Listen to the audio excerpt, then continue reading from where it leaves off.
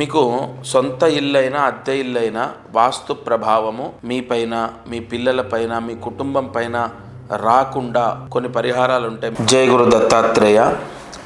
చాలామంది వాస్తు దోషం వల్ల ఇబ్బందులు ఎదుర్కొంటారు. వాస్తు దోషం వల్ల ఇబ్బందులు శాశ్వతంగా ఉండవు. వాస్తు దోషం వల్ల ఇబ్బంది పోయే ఎన్నో పరిహారాలు ఉన్నాయి. మీకు సొంత ఇల్లైనా అద్దె ఇల్లైనా వాస్తు ప్రభావము మీపైన, మీ పిల్లలపైన, మీ కుటుంబం పైన రాకుండా కొన్ని పరిహారాలు ఉంటాయి. మీ ఇంటి ఫేసింగు లేదా మీ ఇంటి వీడియో ద్వారా నేను మీకు పరిహారం అందిస్తాను. ఆ పరిహారంతో మీకు వాస్తు దోషం మొత్తం పోతుంది.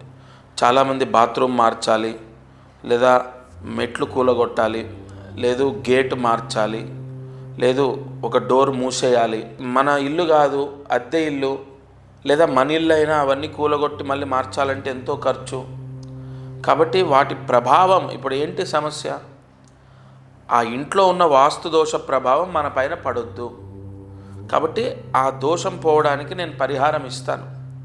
అప్పుడు మీరు ఇల్లు మార్చక్కర్లేదు, ఏ గోడలు కూలగొట్టక్కర్లేదు, ఏ మెట్లు కూలగొట్టక్కర్లేదు. నాగశాస్త్రంలో ఎన్నో అద్భుతమైన వాస్తు పరిహారాలు ఉన్నాయి. ఎంతోమందికి ఇచ్చాను.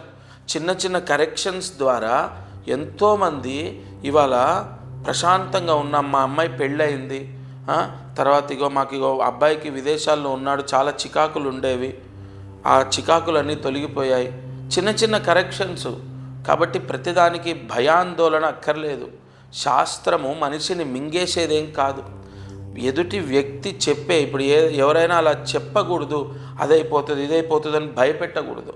కాబట్టి వాస్తులో అనేక అనేక అనేక దోషాలను కూడా తీసేసే ఉన్నాయి. కొంతమందికి ఏంటంటే దేవాలయం నీడబడుతుంది, కొంతమందికి వీధిశూల ఉంది, కొంతమందికి ఈశాన్యం వీధిశూల మంచిదే కానీ ఆగ్నేయం వీధిశూల ఉంది. ప్రతిదానికి మహర్షులు మనకు శాస్త్రంలో పరిహారాలు ముందే నిక్షిప్తం చేశారు. కలియుగంలో మనకు ఎన్నో కష్టాలు వస్తాయి, ఎన్నో మూఢనమ్మకాల ద్వారా మనం ఇబ్బందులు పడతాం, మానసికంగా బలహీనపడిపోతాం అని మహర్షులు మనకు ముందే పరిహారాలు అందించారు.